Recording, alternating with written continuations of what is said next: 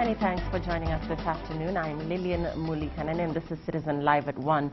IEBC boss Isaac Hassan says that they have so far registered 12,123 new voters since last year's general election, when a total of 14.3 million voters were registered.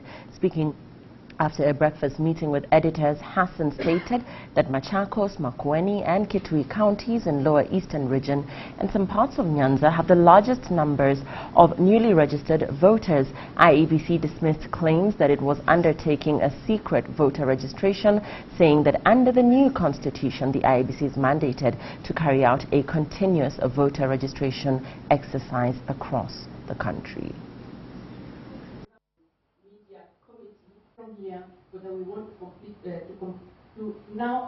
The principal register of voters for Kenya is 14,388,781, composed of the following: 14,352,545 voters with biometrics, 36,236 voters without, whose biometrics were lost.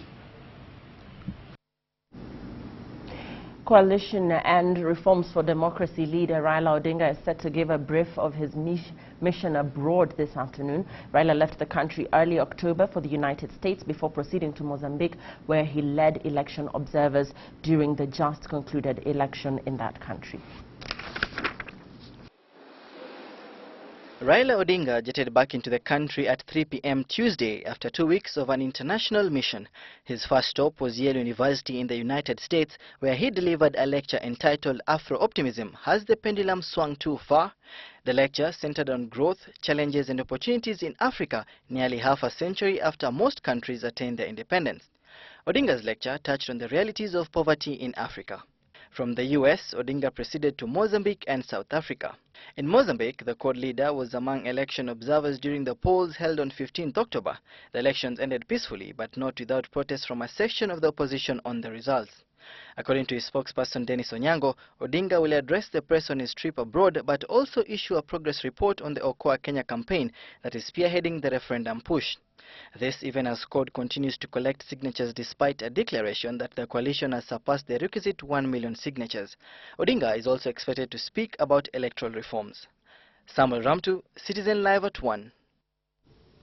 And President Uhuru Kenyatta has left the country this morning to attend an IGAD summit in Juba, South Sudan. The one-day official visit will see deliberations on the status of peace negotiations in South Sudan.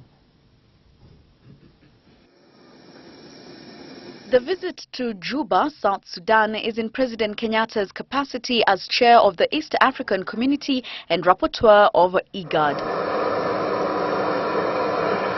The president, who left at 9 a.m. this morning, will attend the IGAD summit that will see discussions center on ongoing peace negotiations in the region. Just last Saturday, Kenyatta met General Lazarus Sumbewo and Ethiopia's Ambassador Seyoum Mesfin, who brought him up to speed on the negotiations in Juba. The two envoys to the South Sudan peace process said notable progress has been made to restore peace in South Sudan. Jackie Maribe, Citizen Live at 1. And the wait for the release of over 200 schoolgirls kidnapped by Islamist militant Boko Haram continues following a ray of hope raised by the Nigerian government on Monday after it reportedly signed a ceasefire agreement with the outlawed group to buy the freedom of the girls, as relatives and friends mark 6 agonizing months since the abduction of the girls from the village of Chibok.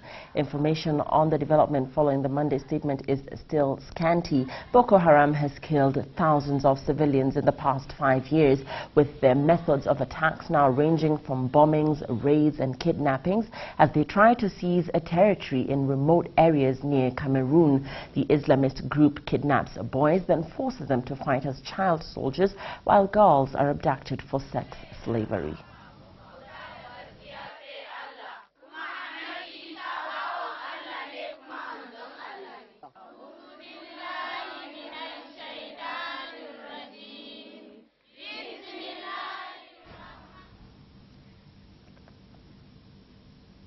And 2 suspected robbers were last evening lynched by an angry mob in Kizingo area in Malindi sub-county. The suspected robbers were killed by the angry mob in Malindi town after reportedly robbing a woman and a motorbike operator. Tobias Bele with the details.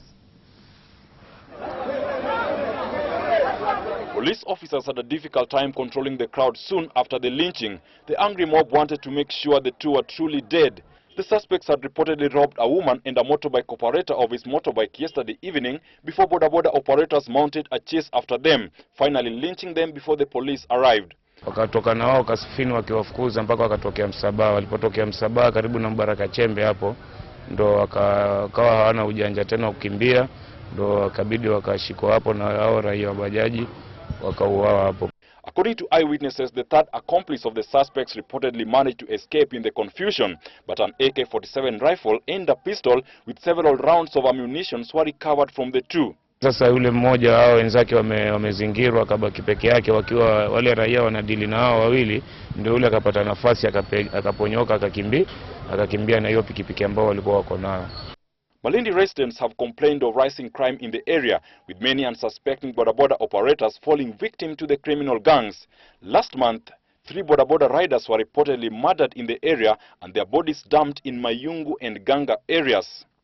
Hassan Musa is one of the crime victims who was lucky to escape the jaws of death after an encounter with the criminals. Mtu anakuambia sasa hiyo pikipiki sisi tunaichukua na uwezi kuleta ushindani. Kianza kuongea ndio kama hii, unaona waliwahi kunigonga hapa, hata mguu pia huko chini ni mbovu zangu. Some residents in the area attribute the rise in crime and insecurity to the decline in tourism, which has rendered several hotel employees in Malindi jobless. They now want the government to urgently address the problem of insecurity. Tobias Bele for Citizen Live at 1. And Chesumei Member of Parliament Elijah Lagat now wants all NYAYO T-zones in Nandi County to be managed strictly by the Nandi County government rather than by the national government to allow the county to benefit from its resources. Safi Godana reports. Nandi County is known for its thriving tea estates with over 10 corporations which are managed by the parastatals under the national government. Speaking at Kosirai in Nandi County, Chesumei Member of Parliament Elijah Lagat lamented that the Nandi County government has not benefited from the vast tea farms in the county. Tumeona watu wa sehemu zingine wako na mashamba ya chai, lakini the same land has been handed over to those counties. He urged the national government to allow the county to own and manage the tea factories and resources there, just like any other tea-producing counties. We also want the NYAYO tea zones to be handed to the Nandi County. Lagat added that devolving the resources to the county government will create many employment opportunities for the locals and help improve their living standards. Safi Godana, Citizen Live at 1. And following the commencement of KCSE examinations all over the country, Nyaweri Adult Education Center in Kiambu County is among 8,211 centers across the county. 49 adult candidates from different parts of the county are this year sitting the examination. Baruch Malemu with the details. Even after the Kenya Certificate of Secondary Education officially commenced yesterday, much is still to be told yet. Adult candidates from Kiambu County who either dropped out of schools for lack of school fees, pregnancy or other related causes are now comfortably sitting for their final examination at various centers in the county. Leo tumeweza kukalia vizuri na haukuwa vile tulikuwa tumetarajia. Tulikuwa tunangojea mtihani mzito, tulikuwa tunaogopa, lakini Mungu ametusaidia na tumeweza kufanya mtihani wetu vizuri na tunangojea matokeo mazuri. Here at Nyaweri Adult Center at the heart of Kiambu town, we spot a class going on. 49 students who have so far been registered are among 485,000 candidates sitting for this year's examination, with the oldest being 58 years. A spot check in the school centers reveals that most of the students are women, determined to achieve what they had never achieved in the time they were out of class. After 15 years, nashukuru sana. Sasa ni kitu nilikuwa natarajia sana na sasa imefika. Ningewahimiza wenye wako huko nje na wanatamani kufanya hii mtihani waje hata wao wasome. Hakuna ati kuchelewa. A challenge that made them further pursue education. Most of them exuded confidence, saying they are optimistic that they will pass the exam and live their dreams. Mbaruk Mwalimu, Citizen Live at 1. And we'll be back shortly. Don't go away. Citizen Live at 1 continues.